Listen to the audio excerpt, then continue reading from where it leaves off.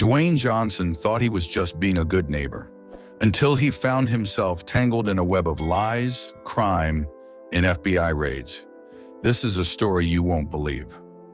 It was a bright morning in Beverly Hills, and Dwayne "The Rock" Johnson was enjoying some rare downtime at his lavish yet humble home.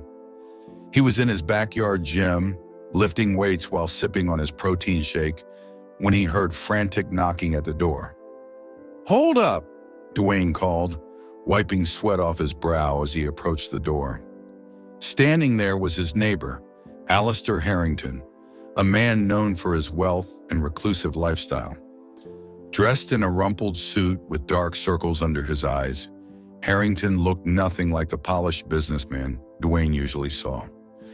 "Dwayne, I need your help, please," Harrington said, his voice trembling.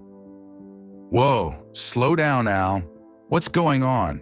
Dwayne asked, motioning for him to come inside. Once inside, Harrington sat on the edge of a chair, fidgeting nervously. "It's my car, my Shelby GT 500. It's been stolen, but it's not just the car. There's something inside it, something important." Dwayne furrowed his brow. "Important like what? Family heirloom? Secret recipe for the best pancakes?" he joked, trying to lighten the mood. Harrington didn't laugh. "Let's just say it's something I can't afford to lose. Dwayne, you're strong, resourceful, and frankly, intimidating. If anyone can help me get it back, it's you." "All right, Al, I'll help you. But let me be clear, no funny business. I'm not about to get wrapped up in anything illegal," Dwayne said firmly. Of course, Harrington promised, but the way his eyes darted to the floor didn't go unnoticed. The duo's first stop was Harrington's garage, where the theft had occurred. Dwayne inspected the area, noting the high-tech security cameras. "You've got footage of this, right?" Harrington nodded and pulled up the feed on his phone. The video showed 3 masked individuals breaking into the garage and driving off with the car. The Rock's sharp eyes caught a detail: the logo of a local auto shop on one thief's jacket. "Looks like we got a lead," Dwayne said, grabbing his jacket. They arrived at the auto shop, a rundown place on the edge of the city. Dwayne took the lead, his towering frame immediately silencing the mechanics inside. "I'm looking for some answers," he said, his voice calm but commanding. One of the workers, clearly nervous, stammered, I don't know anything." Dwayne leaned in closer. "Let me rephrase that. You're going to tell me everything, or we're going to have a very long conversation." The worker caved, spilling the location of a warehouse where stolen cars were often taken. That evening, Dwayne and Harrington arrived at the warehouse. It was a massive, dimly lit structure on the outskirts of town. Harrington hesitated at the entrance, but Dwayne pressed forward. Inside, the Shelby GT 500 was parked in the center of the room, surrounded by crates. Dwayne approached cautiously, his instincts telling him something was off. He pried open one of the crates and froze. Counterfeit money. Stacks and stacks of it. "What the hell is this, Al?" Dwayne demanded, turning to his neighbor.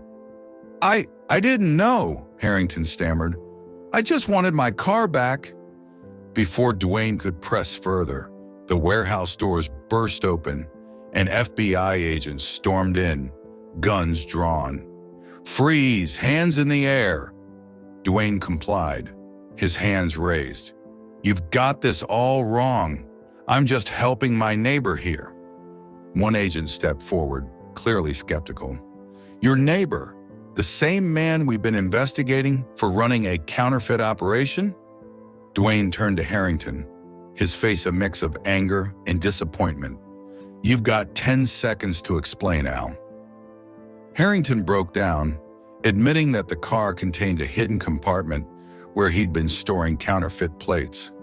"I didn't mean for it to get this far," he muttered. Dwayne shook his head. "You used me, Al. You lied to me." The agents arrested Harrington on the spot, while Dwayne was taken in for questioning. The next day, news outlets exploded with the story. Headlines like Dwayne Johnson caught in counterfeit scandal dominated the airwaves. Social media was ablaze with speculation, with hashtags like #RockByScandal trending worldwide. At home, Dwayne sat with his legal team, frustrated but determined to clear his name. "I trusted the wrong person," he admitted, "but I'm not going to let this define me."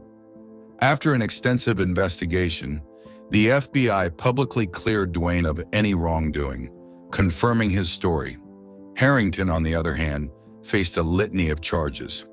Standing before a sea of reporters, Dwayne addressed the controversy. "I've always believed in helping others, but sometimes that trust is misplaced. This experience has been a wake-up call, but it won't stop me from doing what's right. To my fans, thank you for standing by me. To those who doubted me, well, I'll let my actions speak louder than words." In the weeks that followed, Dwayne returned to his normal life, though he couldn't escape the occasional jab or meme. He used the experience as motivation, channeling it into his upcoming projects and charity work. As for Harrington, he was a cautionary tale, a reminder that trust is a precious thing, not to be given lightly and not to be abused. The Rock stood tall, as always, proving that even in the face of controversy, he remained unshaken and unbreakable.